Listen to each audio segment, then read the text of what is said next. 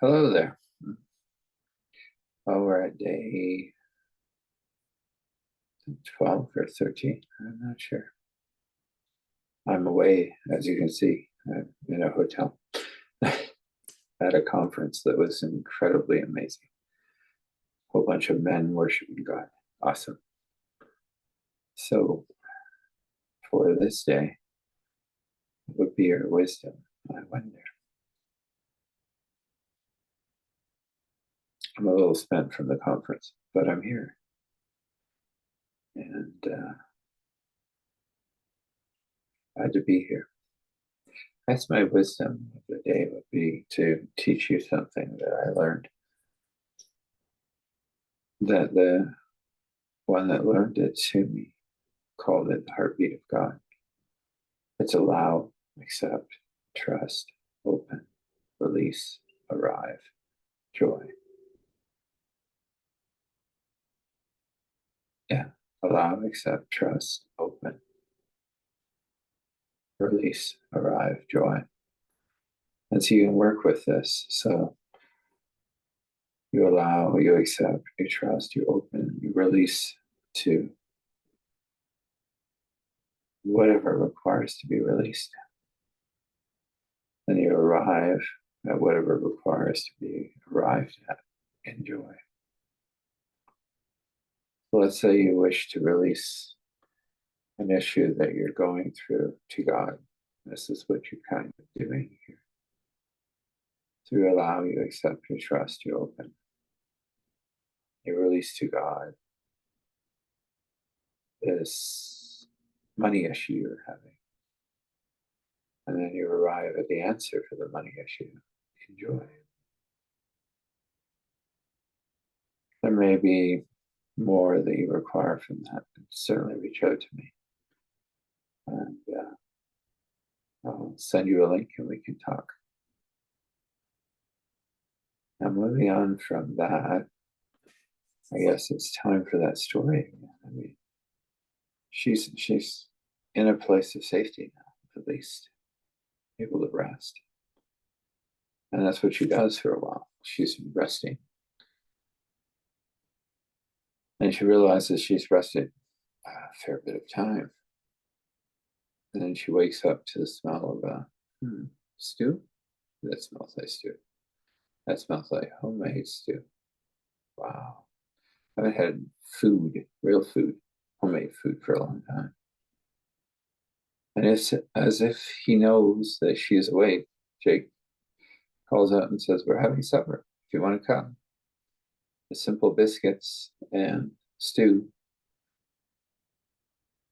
And then we're having peach cobbler for dessert. She gets up off the bed and she's stiff. She stretches a bit. Wonders what all is going on here. But she was able to rest, and that hadn't happened for months, a lot of months. So she's kind of half asleep, somebody out a door, following the scent of food to the place where she will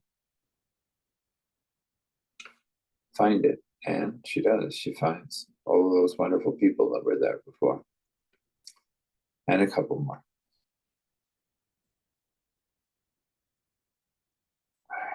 Apologies. My screen is following me around, and apparently I'm wobbly. So, welcome to a live story. So she follows the food and she arrives, and like I said, there was a couple more people than she had seen before. They're all sitting there laughing and eating food that smells really good. So she goes towards the table and they invite her, and she sits and they plunk a big bowl of stew in front of her, and she said, "Whoa, that is food. Yeah, not something from a restaurant, not something I pulled out of a box. This is food. I forgot how to do that. Oh, I don't know if I ever knew, she says to herself as she's shoveling it in. And the biscuits, well, those are amazing. Brown sugar biscuits, of course. You know, cheese. Oh yeah, well, gotta have that. She's dipping them, numbing. And they're all kinds of chuckling at her because she acts like she hasn't had real food in a long time. She hasn't. She's been wealthy, well looked after, sometimes had a chef cook for her. But home cooked food, food of this nature, no, she's never had that. Never had that at all in a long time. Years, she thinks. And as she's finishing up her bowl of stew and having her last biscuit and looking at that peach cobbler that looks really good, Jake laughs at her and says, looks like you got some rest. And she goes, oh, yeah, I feel much better. And she said, I still don't understand what's happening. He said, well, you will, as much as you require to. And so a lady comes along and picks up all the bowls and says, did you enjoy it, dear? And oh, yeah, that was yummy.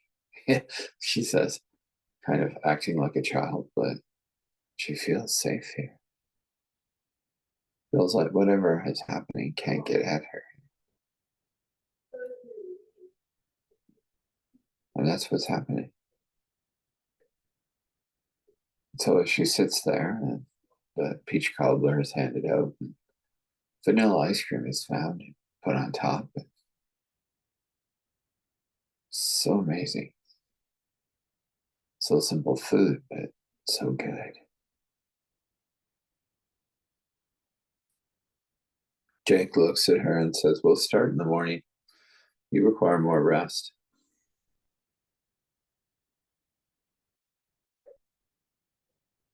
Maria here will show you where you can have a shower and wash those teeth and go right back to bed if you want. Or you can come in because we're going to have an open devotional and some prayer time. You might enjoy that. It's up to you. So Maria takes her to an area where they have washrooms set up and shows her the bits and pieces, and she pulls out her toiletries and, you know, does what was required, gets washed up. Shower feels amazing. Even the water feels amazing. Everything seems blessed here. She uses her really cool vibrating toothbrush that she does like. And gets all the bits out and she's ready for rest. She really is. But at the same time, she wants to explore this thing of an open devotional prayer. Why not? So she was told where to go if she wished to go there, and she went and found the room, and there's Jake. But he's not leading, which is odd. Isn't he the leader? This night, a young man, probably 18 or 19, is talking about the rough hew in God, and how God isn't fragile. That shocks her because she's always been told to be so respectful around God. And he's talking about just letting God know what's going on.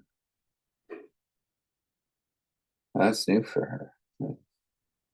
When he finishes, she asks a couple of questions and he answers them. First question she asks is, how do we know that we can do that with God? Just let go. And he brings out a few scriptures and she goes, wow, that's amazing. And she goes, the second question is, how did you learn that? And he tells a short story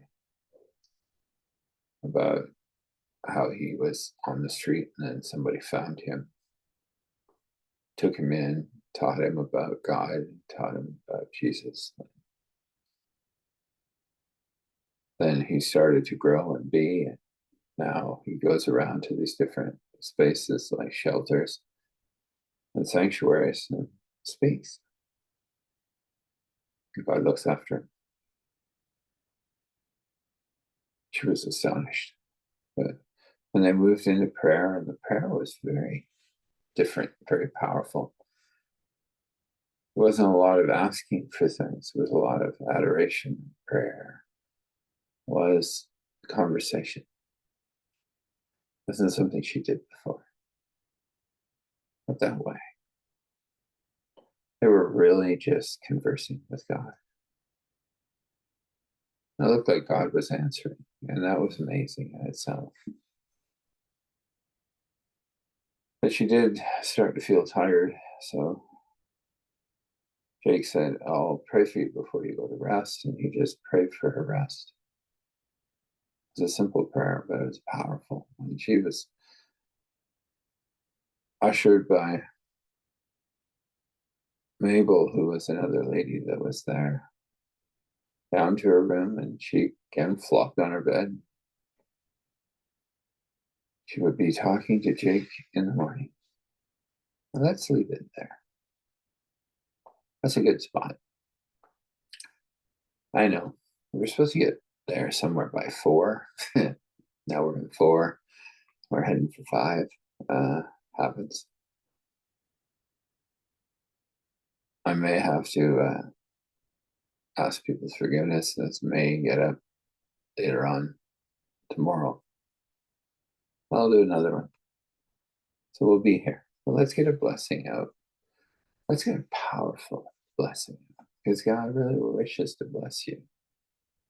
Wishes to bless you in your comings and your goings.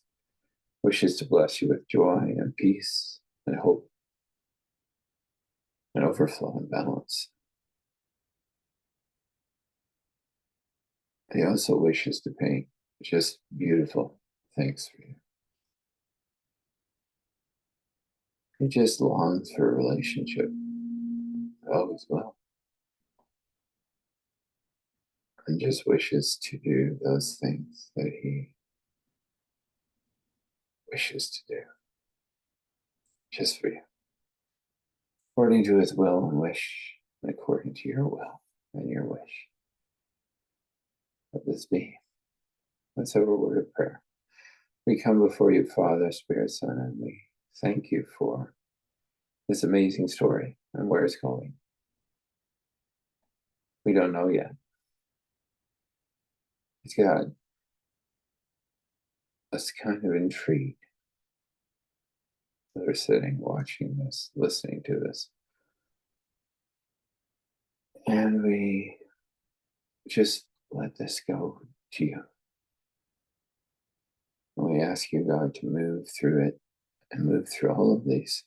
These are all yours. Completely surrendered, completely released, completely let go of. This is all your stuff. And we just ask you to surround them, move with them, give them that grace and deep mercy that just astounds people when things fall into place. And there we will just adore you and worship you. Let's say thankful, grateful, gratitude. Thankful, grateful, gratitude. Thankful, grateful, gratitude. Standing in awe and honor and respect. Allow all glory to flow to Father, Spirit, Son. This is. And so this is.